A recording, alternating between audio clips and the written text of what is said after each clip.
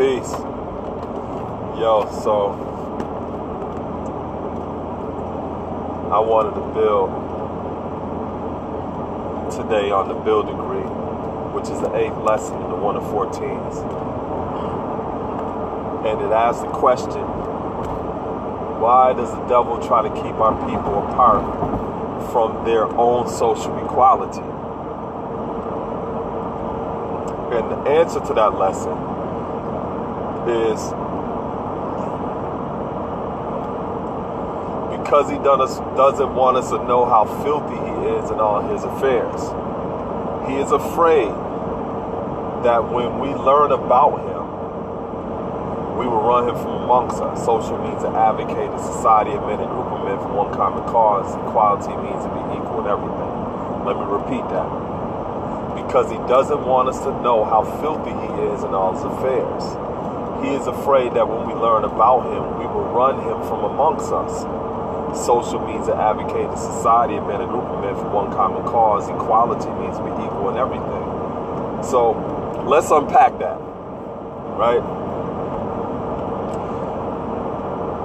The lesson is basically talking about somebody that is in proximity to you.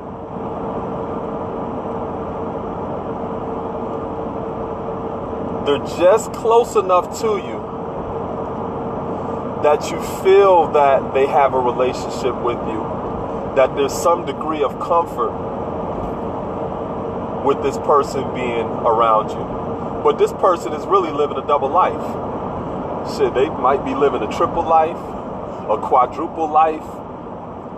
This person is different with you as opposed to when they are around their own people. Now, here's the thing. That just can apply to anybody. You know, I'm sure some of you may be a little different around your grandparents or your elders or sister, mother at the church, as opposed to when you're around your peers, or if you're around maybe your children or maybe people from the neighborhood. You know, people interact or socialize differently when it comes to different people that they are amongst. The difference in this lesson is that this lesson emphasizes that person's sense of equality, which is important because equality is dealing with fairness, reciprocity, harmony, homeostasis, balance. So this lesson is basically talking about a person who doesn't have the same sense of equality with you as they do with their own people. But yet, they maintain a relationship with you and they're close enough to you that if you found out about certain things that they were into, you would run them from amongst you. So what that essentially implies is this person is benefiting from you in some capacity. They care about you knowing whatever it is that they into because they don't want you to run them from amongst you. So what it's also illustrating is that this is a potential parasitic host type of relationship that this person has to you and you don't even see it. Right? So think about this. Because he doesn't want us to know how filthy he is in all his affairs. He is afraid that when we learn about him, we will run him from amongst us. Social means to advocate a society of men, a group of men for one common cause. Equality means to be equal in everything.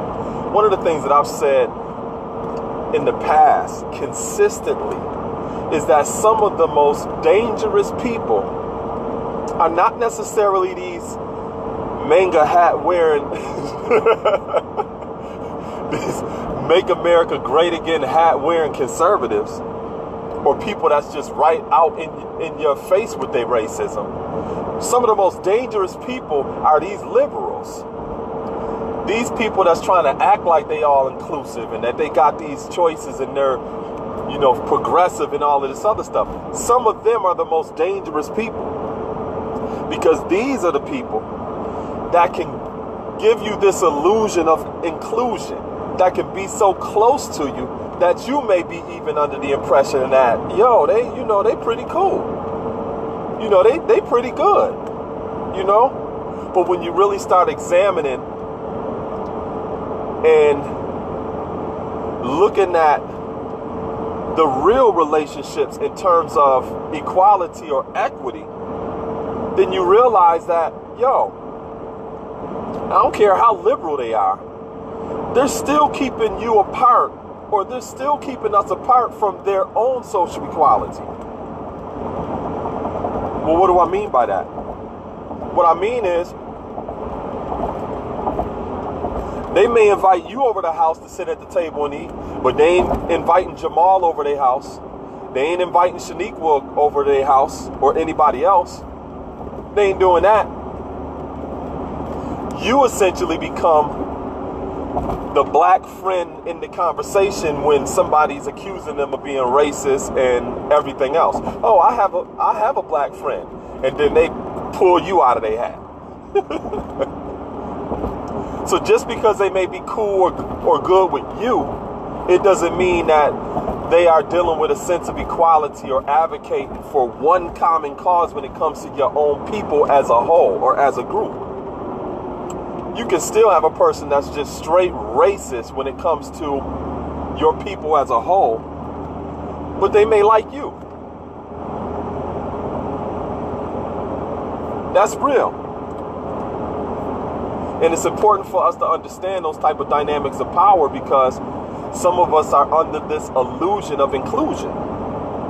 You know, because we may have some people around us and they may be cool or whatever with you, but they ain't really messing around with your people like that. They not offering that sense of equality to your family. You know what I mean? So this lesson is very important because it encourages you to examine people activities.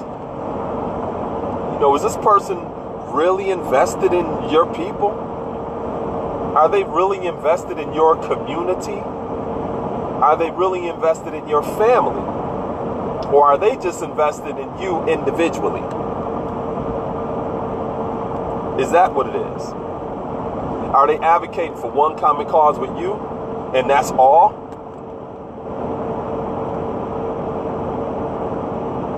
Because when you have a person that's living these type of double lives and triple lives and quadruple lives, and they keeping you apart, and they're dealing with these filthy affairs, keep in mind that as a person assesses your own principles and values, sometimes people realize like, yo, I ain't gonna share certain stuff with them because I know they may run me from amongst them.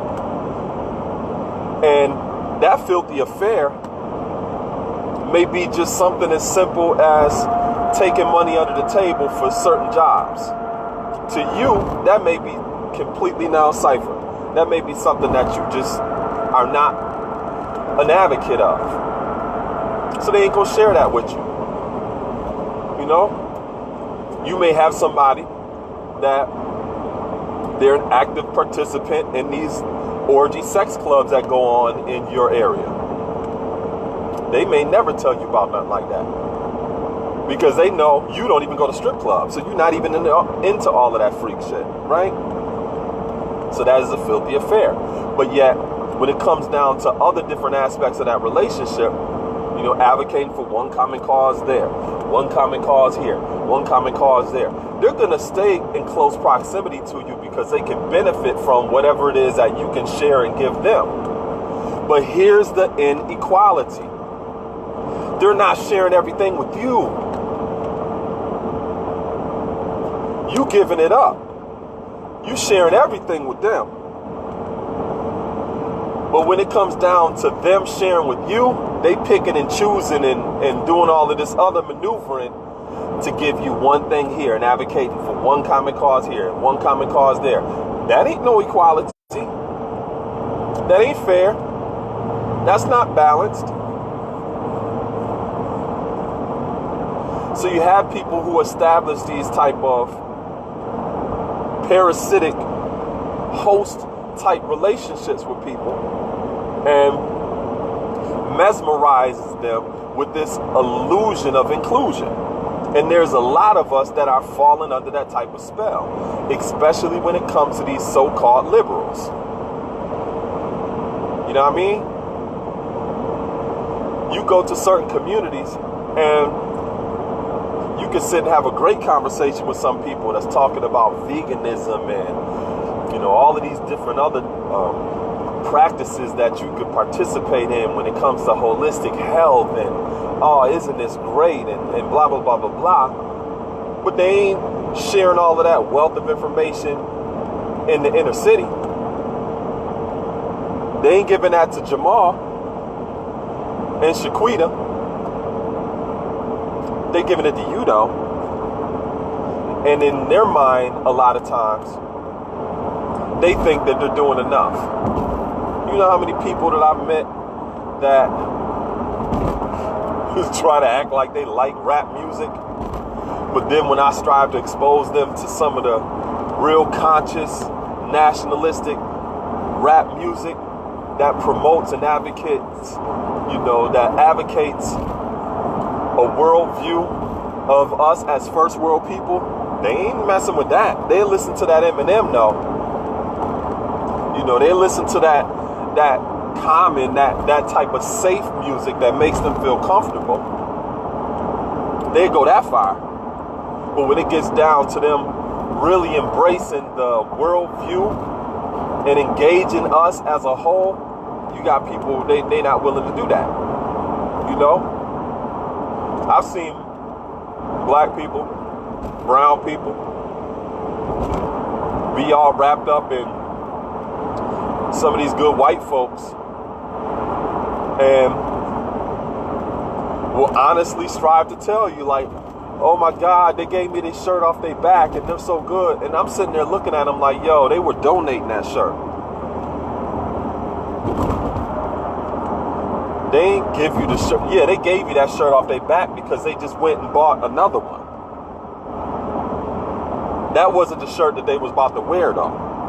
Oh, they sat down and then, I broken bread with them. I sat down at their table and all this other stuff and blah, blah, blah. Yeah, that was, a leftover meal. You know what I mean? But you have to be mindful of things like that, because when you look at build or destroy, or the number 8, that principle of build or destroy, that is a composite of understanding power, or 3 and 5 equals 8. Understanding power is being able to comprehend or to see, what power dynamics are, what influence is, what the politics are. That is how you ultimately determine what's really being built and what's being destroyed. Equality is not just harmony and homeostasis and balance and any of these different other lofty words. It's also equity. It's also the fair distribution of resources, of shared institutions, in a shared economy. People can talk about equality all day. That's very abstract. Share resources then. Share equal access to opportunities when it comes to institutions. Share economic opportunities that'll make us have some sense of balance or fairness within our municipalities, within our communities. That is real equality. So when you look in that lesson where it says social means an advocated society of men, a group of men for one common cause, equality means to be equal in everything. Social equality is about socialization. It's about establishing a society or a civilization based upon fairness, where everybody has an equal access to opportunities. You don't see a lot of people willing to put themselves in a position to do that. And like I said, you often have these people who call themselves liberals, which only really means that they're liberal with their conservative views.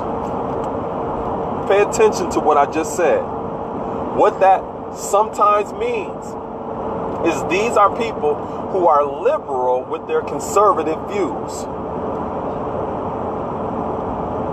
A straight up conservative, they won't let you sit at their table at all. Not all of them, but some of them, you won't sit at their table.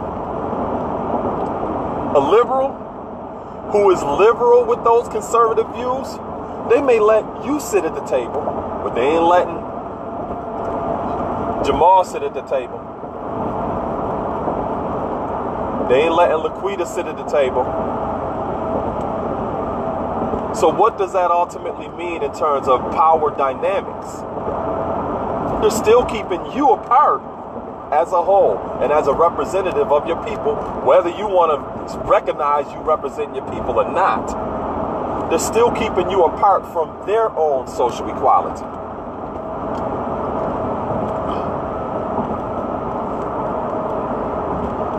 So looking at Build or Destroy, the number 8 being a composite of understanding power, or 3 and 5. Understanding how those power dynamics works gives you a sense of the politics when you're engaged in different people.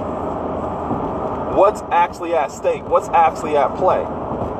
How can you position yourself where you are influential when it comes to that type of relationship, or when you're in proximity to somebody else? It's always important to think about that.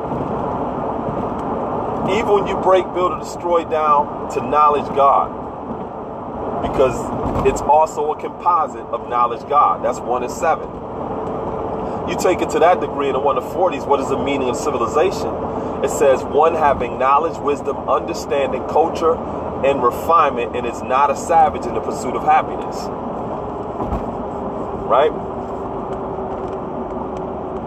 So just in terms of socialization, or striving to establish a society that's based on balance and harmony and reciprocity and equity, you have to have those components when it comes to civilization.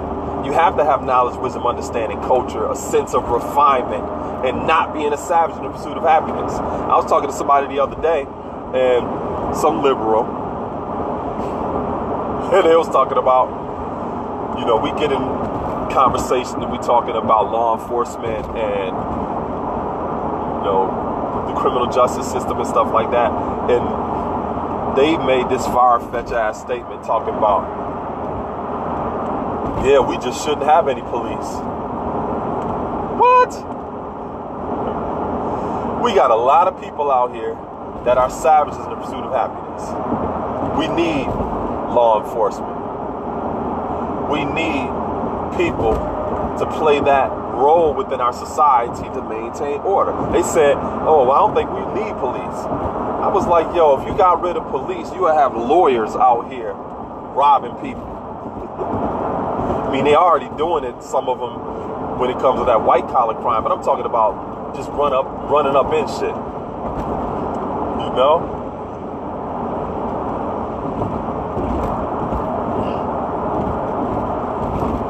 But yeah, knowing the meaning of civilization, or when you think about the word mean in mathematics, that's the average of a group. So if you took like the numbers 1, 2, 3, 4, 5, 6 or whatever, the mean would be what is the average, or what is the standard between all of those various different components. That is what civilization means. So those components in that lesson that I just mentioned about having knowledge, wisdom, understanding, culture, refinement, and not being a savage pursuit of happiness, the mean, or what is the standard, is civilization.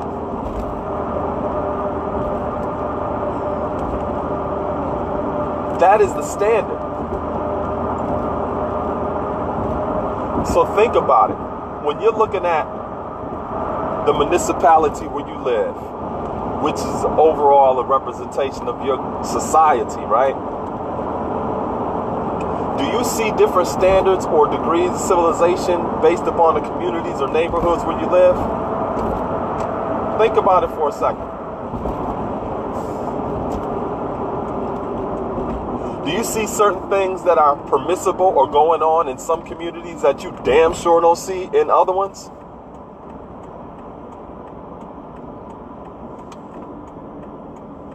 I do.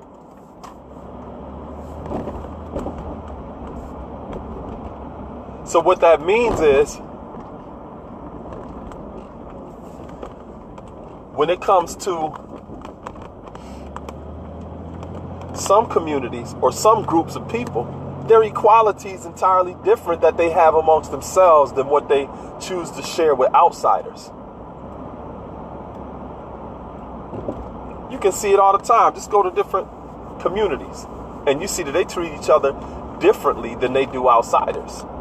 I was reading this article recently and it was talking about how Koreans have the hair care industry on lock. And how when they first got involved in the hair care industry, that they made a pact amongst themselves that they were not going to wholesale to anyone outside of their group. And if you look at the hair care industry in any of our communities around the country, you can see that that is something that has some truth to it. They have that on lock. And there's a lot of us that are not allowed to be a part of that industry simply because their sense of equality to each other is different than the sense of equality that they would share with an outsider. And like I said, some of us do similar things like that. But the difference with this lesson or this degree is it's talking about equality as the standard. You know, some of us, I mean, if I'm talking to an elder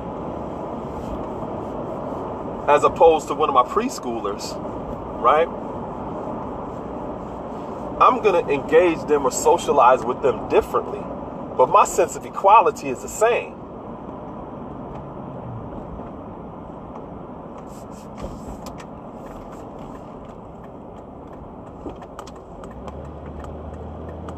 My sense of equality is the same. I ain't switching stuff up. I ain't doing all of this different. No. I'm treating you just as fair as someone that's 89 years old as I'm treating someone that's 8 years old. Some people don't do that.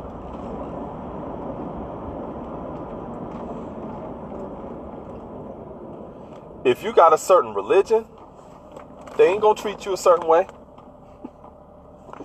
If you got a certain complexion, they ain't gonna treat you a certain way.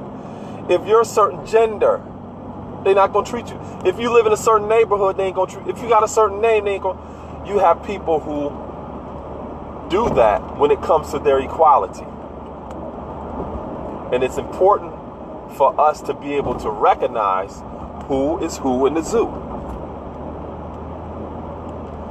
Because you will put yourself out there and be under this illusion of inclusion and find yourself being used or being blood sucked by people who are only going to have a parasitic relationship with you. They may not have that relationship with their own people, but they going to do it to you though. They definitely going to do it to you. And it's little subtle things that you can recognize when it comes to those kind of dynamics of power. For example, right?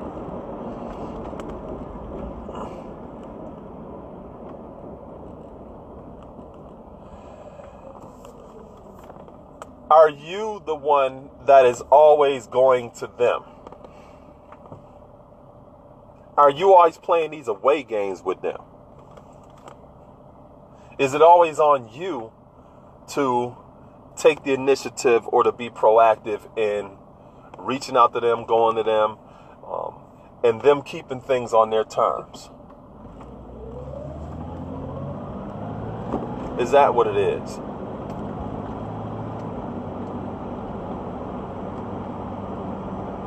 That could be a sign. You know? I know some people that they talk about how great somebody is and that's their people and all this other stuff, and they don't have them around their children. You ain't sitting down with their family. Matter of fact, you don't even really know where they live at. They cool at work though. You know, they talk real cool and they act like they down when it comes to that. But really having access to them, no, they keep you apart. They keep you apart on purpose.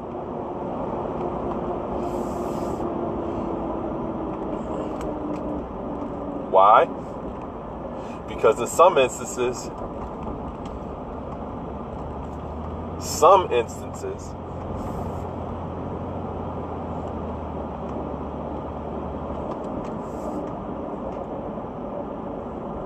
they don't want you to know how filthy they are in their affairs. Again, why? Because if you found out, you would run them from amongst you. So when you're dealing with them, they just represent a half a person.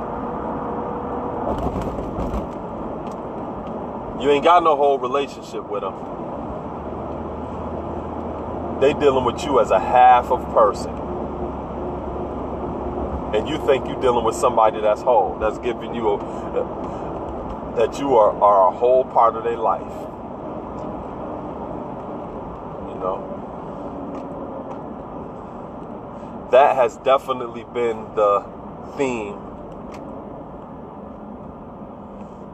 of integration. Definitely. That's definitely been the theme of integration. You know, a lot of us under the impression that we are included now. You know, like I was telling somebody recently,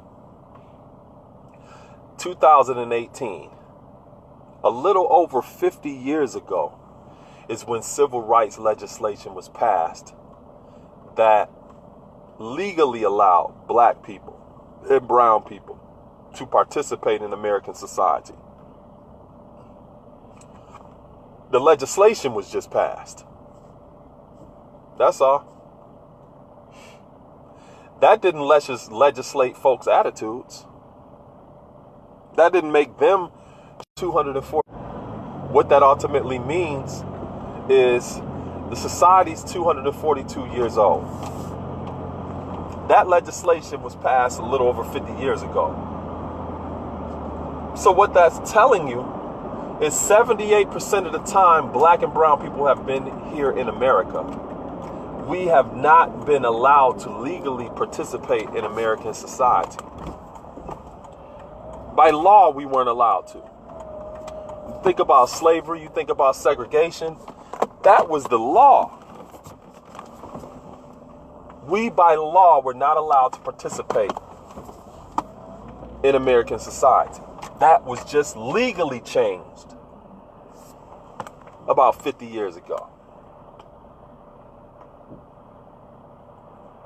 Which means some people that have this illusion of inclusion don't even consider the fact that the majority of the institutions that they see around them were literally established during that time when black and brown people weren't allowed to participate in American society. You could go right down to your city hall and look at the date it was founded and literally see that this was established when you were not considered a part of this society.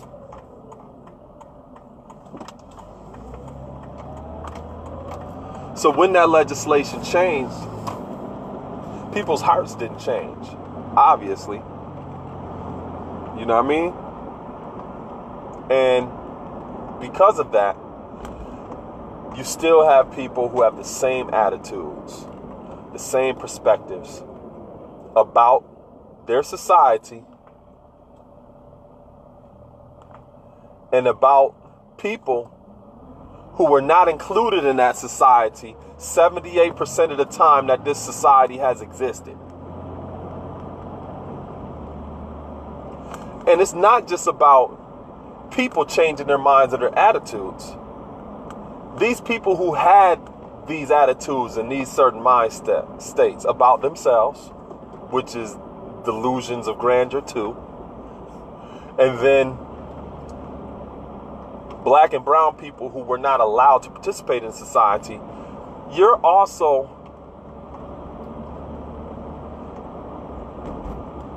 have to consider that institutions, the direction of resources, the access to public goods, the economy, all of these things were established amongst people who had that type of attitude that was protected by law. Protected by law. And some of us walking around here like, oh, things are just so different. We got Beyonce and we got Jay-Z. Like, come on, man. Come on. Come on. We got to study. We have to study. We need to be more educated in terms of why does the devil keep our people apart from their own social equality? We have to understand power dynamics. 3 and 5, understanding power. We have to know our families and our communities so that we can have a place in a position of power and be self-determined, not relying on anybody else that historically never cared about us, historically locked us out of even participating in American society, having access to resources and opportunities, not being able to actually establish institutions and being locked out of being accessible to different institutions or participating equally in the economy. It's going to take time to be able to change that. And if anybody thinks that that type of shit is going to be reversed in the 50 years,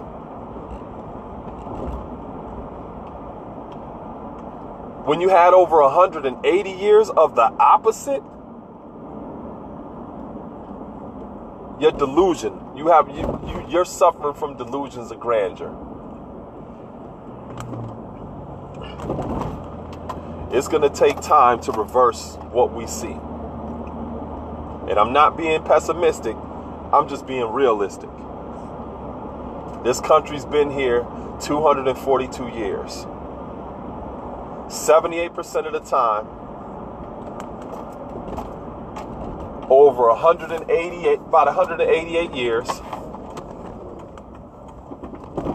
black and brown people were not allowed to participate. That's a 188-year head start. 188-year head start, y'all.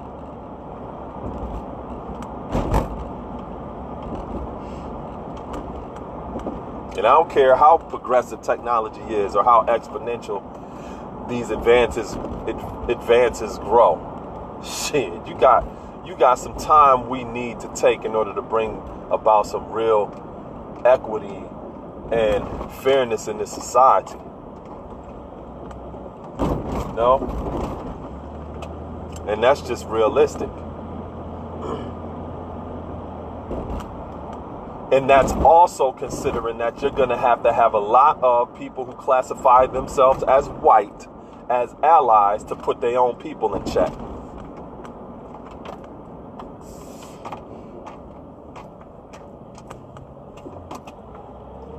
Because if that ain't gonna happen, then what we saying ain't gonna happen.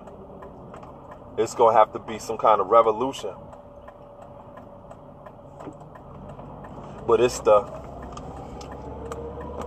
those who classify themselves as white who's willing to stand up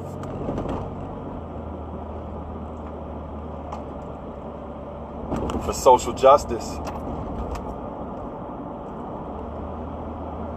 and equity, or to make sure that all its citizenry in that municipality and the society as a whole has access to equal opportunities. It's going to take some time.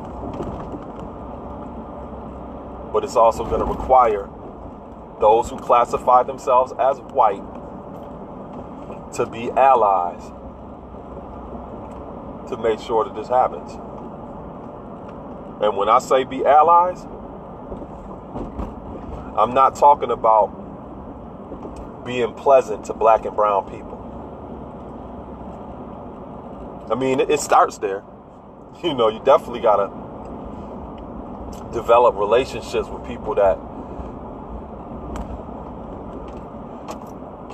you've been indoctrinated to believe are less than you.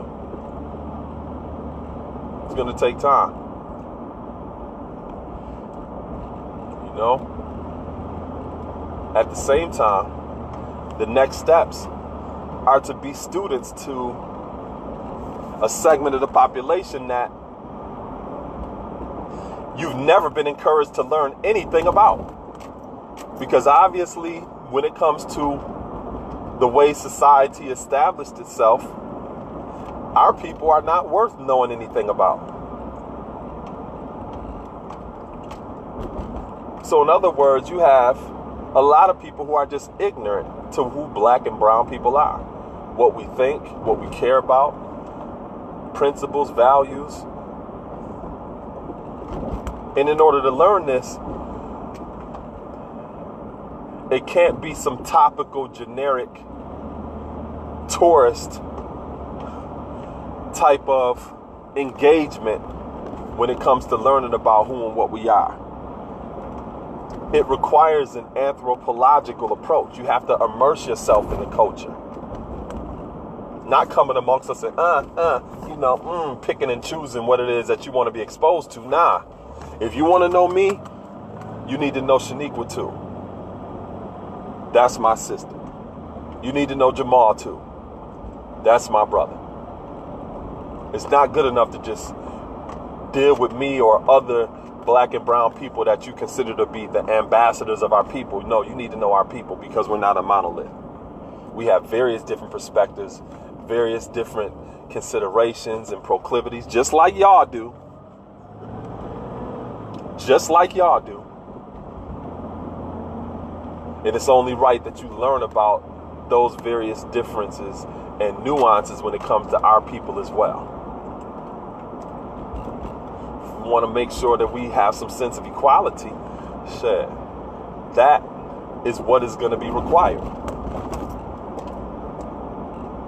No?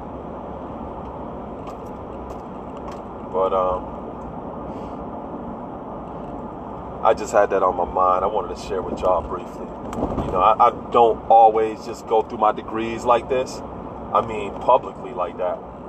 Unless I'm building with somebody or whatever. But I just wanted to build on today's degree. You know, and I willed it. It was inspiring. It was empowering. And it gave y'all some perspective on how these lessons actually function. How we can use them in our everyday life. We're not just reading and memorizing something just because it sounds good. Nah, these are stratagems. They are methodologies. They are techniques. They give us a sense of principles and values that we can align ourselves with and apply to everyday life. And they work for everybody. Everything that I just shared, anybody can apply that to their life. It ain't just for black and brown people. This is for the whole human family.